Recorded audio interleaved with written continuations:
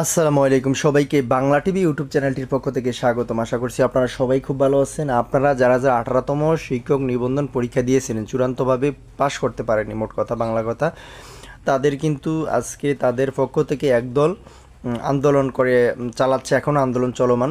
তাই বলবো যে যারা আপনারা বাসায় আছেন ভিডিওটা দেখবেন একেবারে শেষ পর্যন্ত, লাইক কমেন্ট শেয়ার করে বন্ধুদের মাঝে ছড়িয়ে দিয়ে ভিডিওটা ভাইরাল করে দিবেন। তারপরেও কিন্তু কর্তৃপক্ষের কাছে এটা অর্থাৎ একেবারে রিভিউ হবে এবং এইটা পুনরায় ফলাফল অর্থাৎ দেওয়ার জন্য তারা চেষ্টা করবে।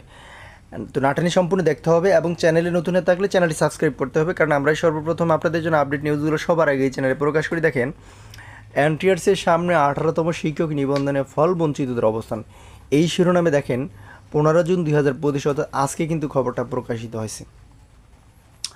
তো দেখেন এখানে কি লেখা আছে, যে দেখেন ছবি কিন্তু দেওয়া রয়েছে। দেখেন এনটিআরসি কার্যালয়ের সামনে যারা ফল বঞ্চিত 18তম শিক্ষক নিবন্ধনের ফলাফল পুনরায় দেওয়ার জন্য দাবি জানিয়েছেন, তাদের ছবিগুলো কিন্তু এখানে দেওয়া রয়েছে একেবারে।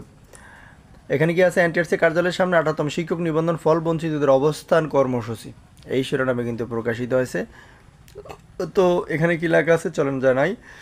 18তম শিক্ষক নিবন্ধনে মৌখিক ভাইবা পরীক্ষার ফলাফল পুনর্বিবেচনা সনদ প্রদানের দাবিতে বেসরকারি শিক্ষক নিবন্ধন প্রত্যয়ন কর্তৃপক্ষ এনটিআরসি কার্যালয়ের সামনে অবস্থান কর্মসূচি পালন করছেন ফল বঞ্চিত প্রার্থীরা। দেখেন, 18তম শিক্ষক নিবন্ধন যারা মৌখিক পরীক্ষা দিয়েছিলেন, ভাইবা পরীক্ষা, তাদের ফলাফল পুনর্বিবেচনা করার জন্য, অর্থাৎ আশানুরূপ তাদের কিন্তু ফলাফল হয়নি, কারণ তারা অনেক মেধাবী স্টুডেন্ট, একেবারে ভাইবাতে তো ফেল করার কোনো কথাই প্রশ্নই ওঠে না।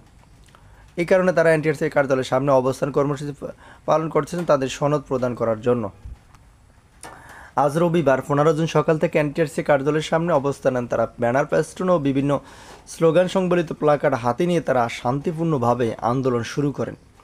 এই সময় আন্দোলনকারীরা 2.5 বছর ফেরত দিয়ে নয়তমদের সনদে মেধাবীরা রাস্তায় কেন এনটিআরসি জবাব দিয়ে লিখিত পাস ভাই বেফাত মেধাবী কেন গেলবাদ আবু সাইদের বাংলা বৈষম্য ঠাঁই নেই। তো যাই হোক, এরকম আরও অনেক কিন্তু স্লোগান দিয়েছিলেন এনটিআরসি দৃষ্টি আকর্ষণ করার জন্য।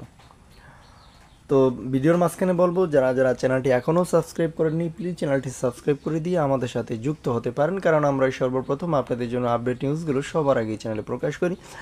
আন্দোলনকারীরা জানান, 18তম নিবন্ধনের লিখিত পরীক্ষা উত্তীর্ণ হয়ে অনেক মেধাবী প্রার্থী ভাইবা পরীক্ষা অকৃতকার্য হয়েছেন। তাদের অভিযোগ, ভাইবা প্রক্রিয়া অনিয়ম, পক্ষপাতিত্ব ও দুর্নীতির মাধ্যমে যোগ্য প্রার্থীদের বাদ দেওয়া হয়েছে। দেখেন, তাদের যেই অর্থাৎ প্রশ্ন, সেটা হচ্ছে আমরা করলাম কেন, খারাপ করলাম এই কারণে, সেটা হচ্ছে অনিয়ম, পক্ষপাতিত্ব, বিভিন্ন অভিযোগ, দুর্নীতি, এই সমস্ত হয়েছিল ভাইবাপুরা।